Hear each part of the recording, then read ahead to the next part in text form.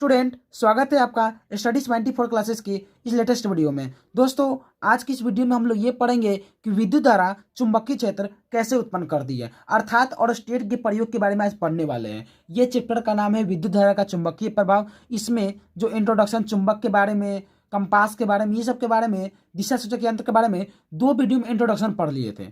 आज की इस वीडियो में हम लोग ये पढ़ेंगे, चैप्टर का नाम ही है विद्युत धारा का चुंबकीय प्रभाव, मतलब विद्युत धारा और चुंबक में क्या संबंध है उसके बारे में पढ़ने वाले हैं। इसे पिछले वाला चैप्टर का नाम था विद्युत धारा, जो विद्युत धारा पढ़ चुके हैं।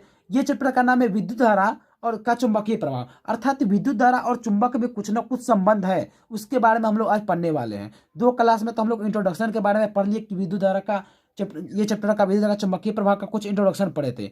आज की इस वीडियो में हम लोग ये पढ़ेंगे कि विद्युत धारा चुंबकीय क्षेत्र उत्पन्न करती है कैसे, अर्थात और स्टेट का प्रयोग के बारे में पढ़ेंगे।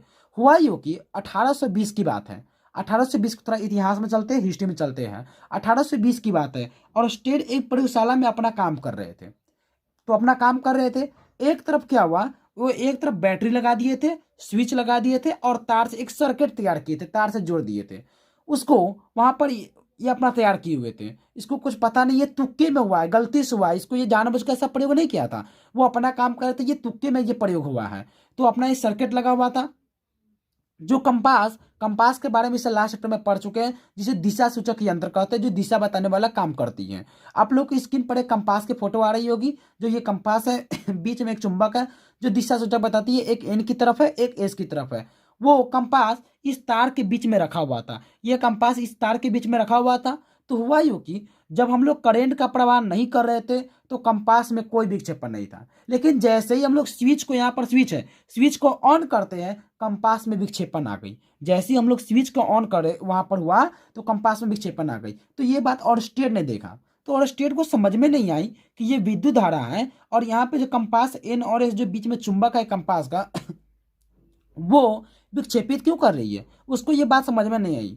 थोड़ी देर के लिए वो डर गए कि यहाँ पर तो मेरा तार तैयार है, यहाँ पर सर्किट तैयार है, बीच में हम लोग चुंबक रखे, कंपास रखे, तो कंपास में जो एन और एस सिरे हैं वो विक्षेपित क्यों हो रही है। तो वो क्या किए, स्विच को बंद किए। लेकिन जैसे ही स्विच को बंद किए, जैसे ही स्विच को बंद करते हैं, वहां पर चुंबक में का, कंपास में का चुंबक जो विक्षेपित कर रही थी वो भी बंद हो गई।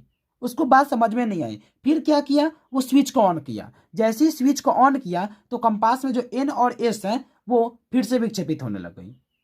तो उसको धीरे धीरे बात समझ में आने लग गई कि ये विद्युत धारा को जैसे ही ऑन कर रहे हैं तो कंपास में विक्षेपित आ रही है, अर्थात यहाँ पर विद्युत धारा यहाँ पर कंपास को विक्षेपित करती है। कंपास में तो चुंबक लगी है, एन और एस जो बीच में सुई है वो तो चुंबक है, और एक चुंबक को दूसरा चुंबक ही परेशान कर सकता है, एक चुंबक को दूसरा चुंबक ही परेशान कर सकता है। वो समझ गए कि यहाँ पे जो कंपास में चुंबक लगी है और विद्युत धारा कहीं ना कहीं यहाँ पर चुंबक उत्पन्न कर रही है। विद्युत धारा जो हमारा तैयार है इस सर्किट में कहीं ना कहीं चुंबक उत्पन्न कर रही है, और यही चुंबक इस कंपास वाले चुंबक को परेशान कर रही है।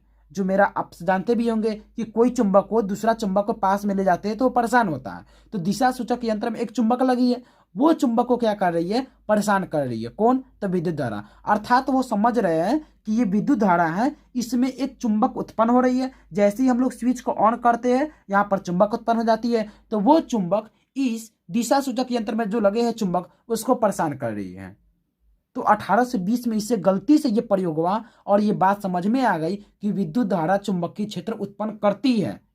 पहले तो हम लोग 1820 से पहले ये बात थी कि विद्युत धारा अलग है और चुंबक वाली बात अलग है। 1820 से पहले ये दोनों चीज अलग अलग था, लेकिन जैसे ही ये प्रयोग उसे तुक्के में हुआ, अर्थात गलती में हुआ, तो सबको ये बात बताया कि सजग से पढ़ो कि विद्युत धारा और चुंबकीय क्षेत्र में भी कोई ना कोई संबंध है। उसी संबंध के बारे में ऑरस्टेड ने पूरी दुनिया को बताया।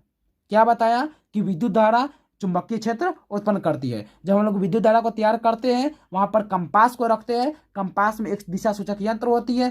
तो जैसे ही हम लोग स्विच को ऑन करते हैं, ये मेरा स्विच है, स्विच को हम जैसे ही ऑन करेंगे तो वो कंपास का जो बीच में चुंबक लगा है वो विक्षेपित करने लग जाती है। जैसे ही हम बंद करते हैं तो विक्षेपण बंद हो जाता है। यही है ऑरस्टेड का प्रयोग। और स्टेट फिर क्या किया, उसमें वोल्टेज बढ़ा दिया। विद्युत धारा का जो तैयार किया हुआ था वो सर्किट में वोल्टेज बढ़ा दिया। जैसे ही वोल्टेज बढ़ा दिया मतलब विद्युत धारा का मान बढ़ा दिया तो वो जो कंपास में का जो चुंबकीय सुई है वो ज़्यादा विक्षेपण होने लग गई। और जैसे ही वोल्टेज वो कम किया तो विक्षेपण भी कम, वोल्टेज को बढ़ा दिया तो विक्षेपण भी ज़्यादा। तो समझ में आ गई कि विद्युत धारा और चुंबक में संबंध है। विद्युत धारा चुंबकीय क्षेत्र उत्पन्न करती है। इसी प्रयोग से ये दुनिया को बताया कि विद्युत धारा और चुंबकीय क्षेत्र में एक संबंध है। 1820 के बाद इस दोनों को लिंक कर दिया गया, दोनों को जोड़ दिया गया। यही है और स्टेट का प्रयोग। अब हम लोग वो क्या किए उसके बारे में समझे। अब हम लोग नोट्स में पढ़ते हैं, समझते हैं कि वो क्या किए। अब हम लोग यहाँ पे प्रयोग यहाँ पे समझने का प्रयास करते हैं। देखिए यहाँ पर ये मेरा बैटरी है, ये मेरा बैटरी है, ये मेरा स्विच है। तो क्या किए, यहाँ से तार को हम लोग जोड़ दिए। तो जोड़ देने के बाद अब भी हम लोग स्विच को ऑन नहीं किए। तो स्विच को जब हम ऑन नहीं करेंगे, अब बीच में मान लीजिए हम कंपास को रख दिए, तो कंपास के रखने पर वहाँ पर कोई भी प्रभाव नहीं दिखेगा, क्योंकि स्विच को हम लोग ऑन किए ही नहीं है। तो जब स्विच को ऑन करेंगे नहीं तो विद्युत धारा प्रवाह होगा नहीं, और जब विद्युत धारा प्रवाह नहीं होगी तो वहाँ पर चुंबक जो दिशा सूचक यंत्र है ये विक्षेपित नहीं होती है। तो पहले तो हम क्या करते हैं, पहला नंबर में देखिएगा ध्यान से, और हम आगे बता रहे हैं। पहला नंबर में हम अभी स्विच को ऑन नहीं किए तो दिशा सूचक में कोई भी प्रभाव विक्षेपी देखने को नहीं मिलता है। फिर हम क्या करते हैं, दूसरा नंबर ये है। दूसरा नंबर में क्या करते हैं, बैटरी लिए, बैटरी से धारा प्रवाहित हुई, यहाँ पर स्विच को ऑन कर दिए। बीच में जो मेरा कंपास होता है वो कंपास बीच में इसका एन और एक एस सिरा होती है वो विक्षेपित होने लग जाती है। आपको कंपास का फोटो भी स्क्रीन पर दिख रहा होगा कि बीच में का जो कंपास है वो विक्षेपित हो रहा है, ये इधर उधर हिल रहा है, मतलब विक्षेपित कर रहा है जब स्विच को ऑन किए तब। और हम विद्युत धारा का मान और बढ़ा दिए, विद्युत धारा का मान और बढ़ा दिए। यहाँ पर देखिए कंपास का एन और एस सिरा है, एन और एस सिरा है, तो इसमें का एक एन की तरफ है एक एस की तरफ है। तो ये कंपास में का जो सिरा है विक्षेपित हो रही है, बार बार हिल डोल कर रही है, विक्षेपित हो रही है। तो जब स्विच को ऑन किए तो विक्षेपण भी शुरू हो गया, अपना विक्षेपित करने लगा। मतलब वो जो चुंबकीय सुई है वो विक्षेपित कर रही है, हिल डोल कर रही है, मतलब अपना वो चुंबक उत्पन्न हुई तो यहाँ पर हिल डोल शुरू हो गया। तो जैसे जैसे विद्युत धारा का मान बढ़ाते जा रहा है विक्षेपण भी ज़्यादा बढ़ रही है, मतलब विक्षेपण ज़्यादा हो रही है। जैसे जैसे विद्युत धारा का मान बढ़ा रहे हैं तो विक्षेपण भी ज़्यादा होती है। तो हम लोग समझ रहे हैं कि पहला नंबर में स्विच को बंद किए थे तो कोई विक्षेप नहीं, दूसरा नंबर में स्विच को ऑन किए तो विक्षेपण स्टार्ट हो गई, और जब दूसरा नंबर में स्विच को ऑन किए हैं और उसमें मान धीरे धीरे बढ़ा रहे हैं तो विक्षेपण भी ज़्यादा बढ़ रही है। और तीसरा नंबर में हम लोग बढ़ते हैं। तीसरा नंबर क्या है, अब हम लोग क्या करते हैं, बैटरी पहले ये था, बैटरी के हम लोग तार को चेंज कर देते हैं, मतलब बैटरी को पलट दिए, तार को चेंज कर दिए, अर्थात विद्युत धारा इस तरफ प्रवाहित हो रही है, इस तरफ इधर जा रही है। स्विच को ऑन कर दिए। पहला नंबर में जब हम विक्षेपित यहाँ पर इस तरफ धारा आ रही थी, धारा इस तरफ आ रही थी तो विक्षेपण इस तरफ हो रही थी। जब हम धारा को मान को बदल दिए हैं तो विक्षेपण की जो दिशा है वो भी बदल जाएगा, वो विक्षेपण इस तरफ के हो जाएगा। अर्थात धारा के मान बदलने पर उसकी विक्षेपण की दिशा भी बदल जाती है। पहला नंबर समझिए, हम लोग कोई स्विच को ऑन नहीं किए तो विद्युत धारा मतलब वहाँ पर चुंबकीय क्षेत्र उत्पन्न नहीं किया है। दूसरा नंबर में हम लोग स्विच को ऑन किए हैं, मान को बढ़ाए हैं तो विक्षेपण की भी ज़्यादा बढ़ने लगी। तीसरा नंबर में हम लोग पलट दिए तो पलट देने पर विक्षेपण की दिशा भी जो सुई पर विक्षेप कर रही थी वो भी दिशा बदल ली है। अच्छा, आप लोग को दिख नहीं रहा था, अब दिख रहा होगा। ये विक्षेपण की दिशा बदल गई है, मतलब पहले इस तरफ था अब इस तरफ हो गई है। यही था और स्टेट का प्रयोग कि पहला नंबर में वहां पर स्विच ऑन नहीं था, दूसरा नंबर में स्विच को ऑन किए तो विक्षेपण होने लग गई। अर्थात हमको ये इस प्रयोग से हमको यही पता चलता है कि विद्युत धारा और चुंबक में एक संबंध है। 1820 में ये प्रयोग हुआ है, आप लोग लिख लीजिएगा, ये प्रयोग 1820 में हुआ है। पहले 1820 से पहले विद्युत धारा अलग था और चुंबकीय क्षेत्र अलग था, चुंबक अलग था। लेकिन 1820 में जब ये प्रयोग हुआ और स्टेट का प्रयोग, तो और स्टेट के प्रयोग में ये क्या किया कि विद्युत धारा और चुंबकीय क्षेत्र के बारे में, चुंबक के बारे में दोनों को लिंक कर दिया गया। ये वैज्ञानिक बताया कि आप लोग सजग से पढ़िए, विद्युत धारा और चुंबक कोई अलग अलग नहीं है, दोनों एक ही चीज़ है। और उसी समय से दोनों को एक लिंक कर दिया गया, दोनों को जोड़ दिया गया। इस प्रकार इस चैप्टर का जन्म हुआ, विद्युत धारा का चुंबकीय प्रभाव, अर्थात विद्युत धारा चुंबकीय प्रभाव कैसे उत्पन्न करती है। ये इस चैप्टर का एक नया चैप्टर का जन्म होता है। अभी हम लोग यही पढ़ रहे थे, विद्युत धारा चुंबकीय क्षेत्र उत्पन्न करती है, तो विद्युत धारा कैसे चुंबकीय क्षेत्र उत्पन्न करी ये आपको समझ में आ गई होगी। चलिए इस बात को हम लोग अब देखते हैं कि हम नोट्स में देखते हैं इस बात को कैसे नोट्स तैयार किए, उसमें हम लोग देखते हैं। आप लोग देख सकते हैं, जब तक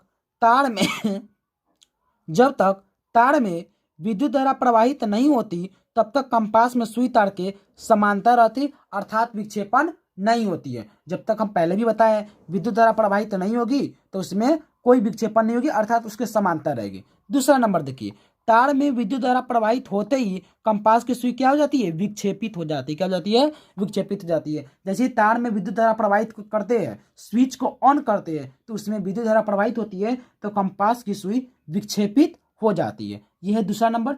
तीसरा नंबर देखते हैं, धारा के मान बढ़ाने पर विक्षेपण बढ़ता है। अभी आप लोग को बताएं कि धारा के मान बढ़ाएंगे तो विक्षेपण क्या होती है, बढ़ती है।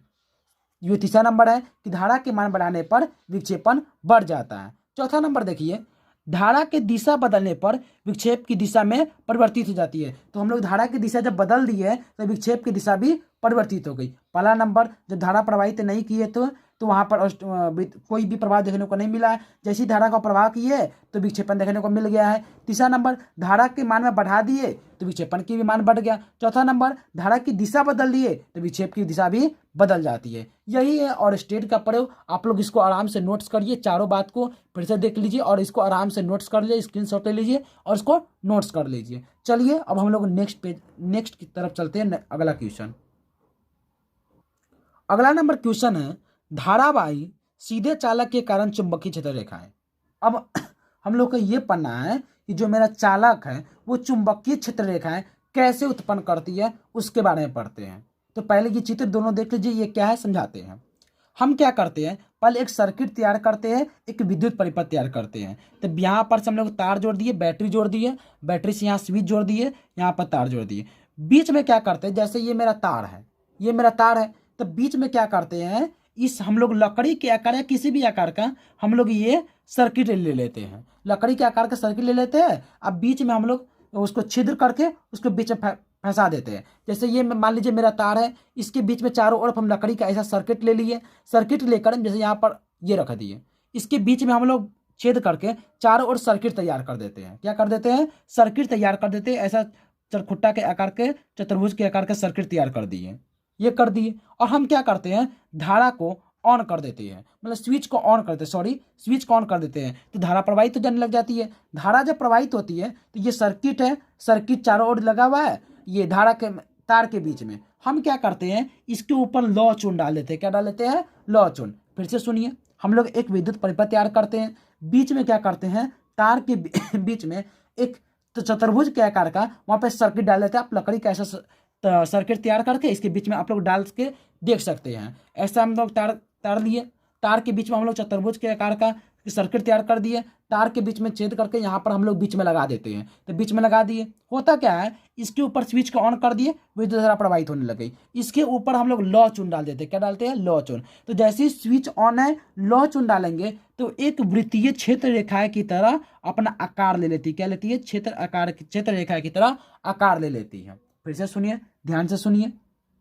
हम लोग विद्युत परिपथ लिए, बैटरी लिए, स्विच लिए, उसके बीच में तार के बीच में एक सर्किट बीच में फंसा के रख दिए और सर्किट के ऊपर हम लोग लौह चून को छिड़क देते हैं। तो लौह चून जो मतलब लोहा का छोटा छोटा चूर्ण होता है उसके ऊपर इसके ऊपर छिड़क दिए। तो इसके ऊपर छिड़क देने पर जैसे ही स्विच को ऑन करेंगे तो यहाँ पर से एक क्षेत्र रेखाएं, चुंबकीय क्षेत्र रेखाएं बन जाती है। क्या करती है, चुंबकीय क्षेत्र रेखाएं बन जाती है। अर्थात धारावाही चालक के कारण चुंबकीय क्षेत्र रेखाएं कैसे बनती है वो आपको समझ में आ गई होगी कि हम लोग एक विद्युत परिपथ तैयार करते हैं, बैटरी लेते हैं, स्विच लेते हैं, तार के बीच में एक सर्किट तैयार करते हैं। सर्किट में हम लोग क्या करते हैं, बीच में लगा देते हैं। मतलब एक तार लीजिए, उसके बीच में एक सर्किट फंसा दीजिए, लकड़ी का ले सकते हैं, वो सर्किट फंसा दीजिए। उसके ऊपर जब धारा को ऑन करिएगा उसके ऊपर लौह चून छिड़क दीजिए, लोहा का छोटा छोटा चूर्ण उस पर छिड़क दीजिए। छिड़क देने पर वो अपना एक क्षेत्र रेखा है लौह चून बना लेगा। क्या करता है, एक क्षेत्र रेखा है वो बना लेगा, ये अपना एक क्षेत्र बना लेता है। यही है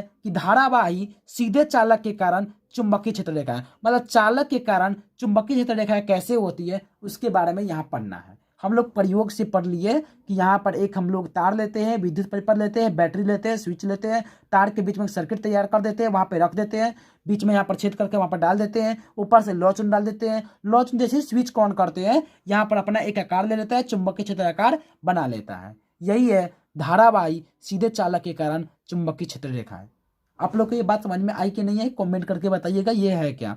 कि ये बात आपको समझ में नहीं समझ में आएगा तो वीडियो को बैक करके देख लीजिएगा, फिर से सुन लीजिए, एक बार लास्ट सुन लीजिए कि हम लोग यहाँ पर विद्युत परिपथ तैयार करते हैं, बैटरी लेते हैं, स्विच लेते हैं, बीच में क्या करते हैं, सर्किट तैयार करके बीच में छेद करके रख देते हैं। जैसे मेरा ये तार है, तार के बीच में हम लोग एक सर्किट ऊपर से फंसा देते हैं और बीच में रख दिए, तो ये तार है, इसके ऊपर सर्किट बीच में ऊपर से लेकर फंसा दिए हुए हैं। फंसा देने पर ऊपर से लौ चुन डाल लेते हैं। लौ चुन डालने के बाद यहाँ पर चुंबकीय क्षेत्र रेखाएं बन जाती है। यही कि धारावाही चालक के कारण वहाँ पर चुंबकीय क्षेत्र रेखाएं बन जाती हैं।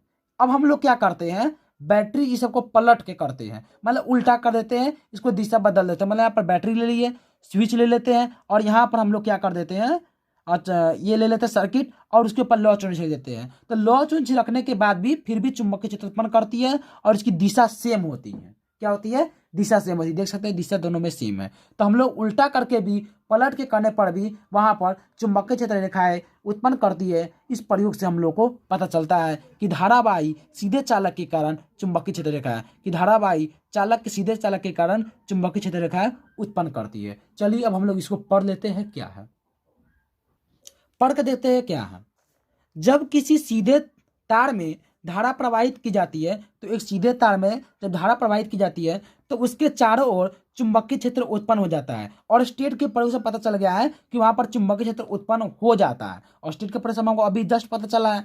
इस क्षेत्र को बल रेखाओं को लोहे चुन के बुरादे द्वारा देखा जा सकता है, कि लोहे चूर्ण जो है बुरादे द्वारा उसको हम लोग देख सकते हैं। तो कैसे देखेंगे, इस प्रयोग अभी जस्ट हम लोग जो पीछे प्रयोग किया, आप लोग की स्क्रीन पर फोटो भी आ रही होगी, वो प्रयोग की है, उसके माध्यम से हम लोग देख सकते हैं। क्या कहता है, इस क्षेत्र को बल रेखाओं के लोहे के बुरादे द्वारा देखा जा सकता है। कैसे देखेंगे, हम एक समतल गत्ता ले लेते हैं। तो बीच में हम जो बोले हैं सर्किट, उसको हम समतल गत्ता बोलते हैं। समतल गत्ता हम लोग ले लेते हैं। क्या करते हैं, समतल गत्ता हम लोग लेते हैं। अच्छा 1 मिनट, अब दिख रहा होगा, हाँ। इस क्षेत्र के बल रेखाओं के लोहे के बुरादे द्वारा देखा जा सकता है। हम लोग देख सकते हैं कैसे, हम एक समतल गत्ते को ले लेते हैं, समतल गत्ता को ले लेते हैं, गत्ते में छिद्र करके चित्रानुसार लगा देते हैं। तो गत्ता है, गत्ता में बीच में छिद्र कर दिए और तार इसमें डाल दिए। आपको चित्र में आपको फोटो दिख रही होगी, उसके अनुसार हम लोग लगा लेते हैं। तार में धारा प्रवाहित की जाती है, तार में धारा हम लोग प्रवाहित करते हैं। प्रवाहित करने पर बुरादा सकेंद्रीय वृत्तों के आकार ले लेता है। तो बीच में जो हम लोग वहां पर सर्किट लिए, गत्ते लिए, उसमें एक लौ चुन छिड़क देते हैं और वहां पे एक सकेंद्रीय वृत्तों के आकार ले लेता है। कैसा ले लेता है, सकेंद्रीय वृत्तों के आकार ले लेता है। अभी पिछले पेज में हम लोग आपको बताया है कि वहां पर सकेंद्रीय वृत्तों का आकार ले लेता है, सकेंद्रीय वृत्तों के आकार ले लेता है। इससे सिद्ध होता है कि तार के चारों ओर चुंबकीय क्षेत्र उत्पन्न करती है। इस प्रयोग से हमको इस प्रयोग से सिद्ध होता है कि तार के चारों ओर चुंबकीय क्षेत्र उत्पन्न करती है। अभी आप लोग को नहीं दिख रहा था, अब दिख रहा होगा। फिर से आप लोग शुरू से पढ़ लीजिएगा, हम शुरू से पढ़ते हैं, देखते जाइए।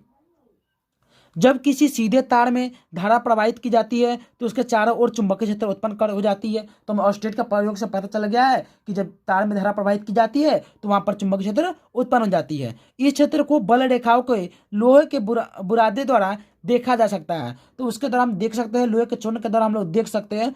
हम क्या करते हैं, हम एक समतल गत्ता ले लेते हैं, लकड़ी का भी, किसी भी चीज़ का समतल गत्ता ले सकते हैं।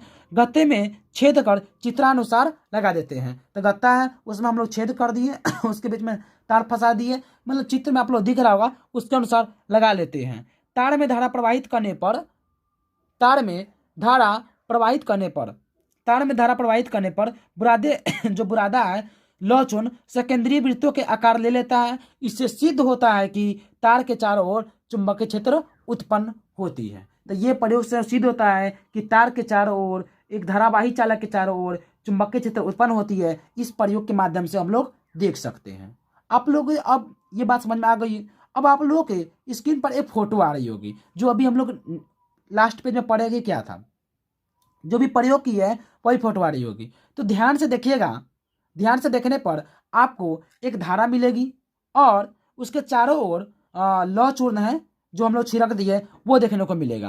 क्या होगा, लौ चूर्ण जो छिड़के सर्किट पर, गत्ते पर, वो मिलेगा और धारा मिलेगी। तो धारा, मान लीजिए ये धारा है, ठीक है, ये धारा है, धारा इस तरह प्रवाहित हो रही है। अच्छा, यहाँ पर उस चीज को अब हम लोग यहाँ पर देखते हैं। यहाँ पे देखने को मिलेगा कि यहाँ पर एक हम धारा ले लिए और जो उस भाग को हम बताए हैं कि ये गत्ता है, गत्ता पर यहाँ पे जो मेरा आकार बना है, चुंबकीय क्षेत्र उत्पन्न किया है, इस बात को ले लेते हैं। तो ये मेरा धारा है और यहाँ पर ये चुंबकीय क्षेत्र उत्पन्न किया है। क्या किया है? चुंबकीय क्षेत्र उत्पन्न किया है। तो इस बात से मैक्सवेल ने एक नियम दिया। क्या नियम दिया? उस नियम का नाम है मैक्सवेल का दक्षिण हस्त नियम। स्क्रीन पर एक फोटो आ रही होगी। ये मेरा धारा है, धारा के चारों ओर चुंबकीय क्षेत्र उत्पन्न किया है। तो इस क्या होता है, मान लीजिए धारा है, धारा आगे प्रवाहित हो रही है। हम लोग यहाँ पर ये अंगूठा मेरा है, अंगूठा आप लोग देख सकते हैं कि ये मेरा अंगूठा है, अंगूठा आगे प्रवाहित हो रही है। और जो मेरा ये उंगली है, ये चुंबकीय क्षेत्र को दर्शा रही है। क्या दर्शा रही है? चुंबकीय क्षेत्र को दर्शा रही है। और ये मेरा तार है, तार है, तो अंगूठा तार को आगे दर्शा रही है, आगे की तरफ देख सकते हैं। ये मेरा तार है, तार को अंगूठा ये आगे की तरफ दर्शा रही है। यहाँ पर हम चित्र नहीं बनाया है, यहाँ पर देख सकते हैं कि ये जो मेरा आई है आगे की ओर दर्शा रही है। जैसे ये मेरा तार है तो ये अंगूठा है, अंगूठा आगे की ओर दर्शा रही है। और जो ये ऐसे दर्शाया गया, मतलब इस तरफ से घूमकर इधर आ रही है, इधर घूमकर इधर आ रही है, इस बात को समझिएगा। तो हम क्या करते हैं, ये मेरा उंगली, चार उंगली इस बात को ऐसे, मतलब इस तरफ से ऐसे घूमकर और ऐसे बढ़ जाती है और अंगूठा आगे बढ़ जाती है। तो हम दाहिने हाथ को लेते हैं, अंगूठा दिशा को, धारा को दर्शा रही है, और ये उंगली चुंबकीय क्षेत्र को दर्शा रही है। आप लोग स्क्रीन पर फोटो आ रही होगी कि वो उंगली जो है, उंगली चुंबकीय क्षेत्र को दर्शा रही है, मतलब इस तरफ ऐसे ऐसे दर्शा रही है, और धारा आगे दर्शा रही है। तो धारा आगे दर्शा रही है और इधर चुंबकीय क्षेत्र दर्शा रही है। इसी नियम को हम लोग मैक्सवेल का दक्षिण हस्त नियम कहते हैं। क्या कहते हैं? मैक्सवेल का दक्षिण हस्त नियम। अर्थात अंगूठा धारा को दर्शाती है और अंगुलियां चुंबकीय क्षेत्र को दर्शाते हैं। जैसे ये मेरा धारा है और धारा मेरा अंगूठा को दर्शा रही है, और ये मेरा चुंबकीय क्षेत्र को दर्शा रही है। स्क्रीन पर जो फोटो दिख रहा है उसको देखकर आप लोग को ये बात समझ में आ जाएगी कि मैक्सवेल का दक्षिण हस्त नियम क्या है। तो इसी नियम को हम लोग मैक्सवेल का दक्षिण हस्त नियम कहते हैं। फिर से सुनिए, अंगूठा धारा को दर्शाती है और चार उंगलियां चुंबकीय क्षेत्र को दर्शाती है। इस नियम को हम लोग मैक्सवेल का दक्षिण हस्त नियम कहते हैं। चलिए अब हम लोग नोट्स में पढ़ते हैं ये क्या है मैक्सवेल का दक्षिण हस्त नियम। ये मैक्सवेल का दक्षिण हस्त नियम है। क्या नियम है? यदि धारावाही तार को दाएं हाथ की मुट्ठी में इस प्रकार पकड़ा जाए कि अंगूठा धारा की दिशा की ओर संकेत करता हो, जो अंगूठा है धारा की दिशा की ओर संकेत करता हो, तो हाथ की अन्य उंगलियां चुंबकीय क्षेत्र की दिशा को व्यक्त करता है। तो ये हाथ की उंगलियां ये धारा के दर्शाता हो और ये चुंबकीय क्षेत्र को दर्शाता हो। तो इसी को नियम को हम लोग मैक्सवेल का दक्षिण हस्त नियम कहते हैं। इसको नोट कर लीजिए, मैक्सवेल का दक्षिण हस्त नियम। आपको स्क्रीन पर फोटो दिख रहा होगा कि ये मैक्सवेल का दक्षिण हस्त नियम है कि धारा जो है अंगूठा को दर्शा रही है और चुंबकीय क्षेत्र को हम लोग चार उंगलियां जो है वो दर्शाती है। इस नियम को मैक्सवेल भाई साहब ने दिया था और इसी नियम को मैक्सवेल का दक्षिण हस्त नियम कहा गया है। चलिए दोस्तों, आज की क्लास में इतना ही पढ़े। इसे अगले क्लास में इसे आगे बढ़ेंगे। आप लोग इस वीडियो को लाइक करिए, कमेंट करिए, ज़्यादा से ज़्यादा शेयर करिए। Thank you.